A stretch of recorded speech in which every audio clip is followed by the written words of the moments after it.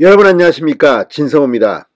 윤석열 대통령의 인사 스타일을 보면 전문가, 능력 이런 것들을 중시합니다. 나이나 성별, 지역 이런 거 별 중시하지 않습니다.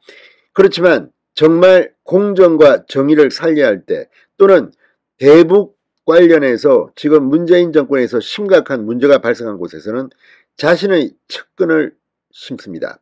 자, 윤석열 대통령 한동훈 검사를 법무부 장관에 임명하면서 일대 파란을 불러일으켰습니다. 이 외에도 여기저기 검사 출신 고위공직자들이 몇 명 있습니다. 그런데 이 윤석열 대통령이 방금 전 국가정보원, 국정원 이 기조실장 인사를 했습니다. 차관급입니다. 그렇지만 이 인사가 지금 주목을 받고 있습니다. 바로 여기에 온 사람이 엄청난 사람이기 때문입니다. 자, 조상준 변호사를 윤석열 대통령이 신임 국정원 기조실장에 임명했습니다. 자, 기획조정실장 차관급이고 국정원에서 상당히 중요한 그런 포스트입니다. 뿐만 아니라 조상준 변호사가 왔다는 말에 지금 국정원은 긴장하고 있습니다. 윤석열 검찰총장 시절 이야기입니다. 대검찰청 형사부장이 조상준이었고 반부패강력부장이 한동훈이었습니다. 그러니까 대검찰청의 부장들이 여러 명이 있습니다만 그중 오른팔 왼팔을 한동훈, 조상준 한동훈이 거론됐습니다. 검찰총장 윤석열은 당시 대검회의가 끝난 뒤에도 두 사람만 남겨서 따로 회의하는 일이 잦았다고 합니다. 그만큼 신뢰한다는 말입니다. 그리고 조상준 신임 기조실장은 굉장히 능력이 걸출하다는 평을 받는 사람입니다.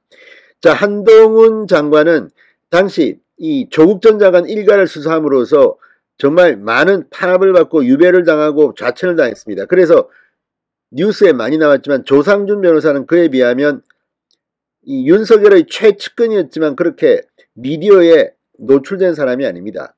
그런데 조상준 변호사가 국정원 기조실장에 임명된 겁니다. 자, 윤석열 대통령이 국정원의 인사 및 예산관리를 총괄하는 기조실장에 이른바 미들맨을 발탁함으로써 지금 국정원 내부가 발탁 뒤집혔습니다.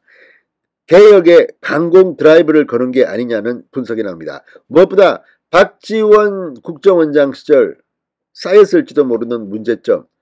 자, 박지원 원장은 햇볕론자입니다. 그리고 문재인 국정원이 간첩 잡는 기능에서 소홀했다는 비판도 많이 나옵니다. 이상한 글자를 씌우고 아무튼 이걸 바로잡는 적임자입니다. 지금 국정원장의 강경파가 아닌 온순한 이 전문가를 앉혔습니다. 국제 전문가입니다. 외교 전문가입니다. 반면 기조실장에는 검사 출신 윤석열의 측근이 갔습니다. 어떤 일이 벌어질까요? 자, 조상준 신임 실장 특수통검사 출신입니다. 윤석열 대통령과는 2006년 현대차 비자금 수사 때 대검 중수부에서 같이 일했던 그런 인연이 있습니다. 한동훈 법무부 장관과도 상당히 친합니다. 자, 윤석열 검찰총장 시절 오른팔 왼팔 형사부장 대검 반부패 강력부장, 나이는 조상준 변호사, 조상준 실장이 3살 좀 많습니다. 그러니까 윤석열 대통령과 형제 인연을 맺었다고 이야기되는 한동훈, 조상준, 한동훈은 법무부 장관 같고 조상준은 국정원 기조실장으로 왔습니다. 한동훈 형님인 셈입니다. 형제 인연을 가졌다고 중앙일보 등은 보도할 만큼 윤 대통령과는 각별한 사이입니다.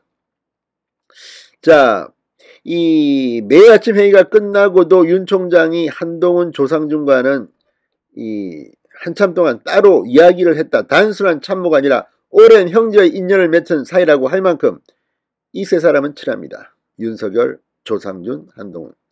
그중 한 명이 이제 국정원에 자리를 잡은 겁니다. 문재인 정부를 거치면서 대북 정보력이 약화되는 등 국정원 조직이 많이 무너진 상태라고 중앙일보에 이 한 여권 인사가 말했다고 합니다. 조상준 실장 발탁으로 국정원 정상화를 위한 내부 쇄신 작업이 속도를 낸 가능성이 크다고 전망했습니다.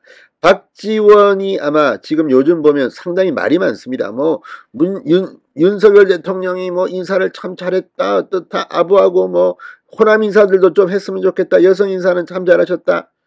아니 문재인 정권 때 추미애 법무부 장관은 검찰의 빅4 요직을 전부 다 호남을 줬습니다.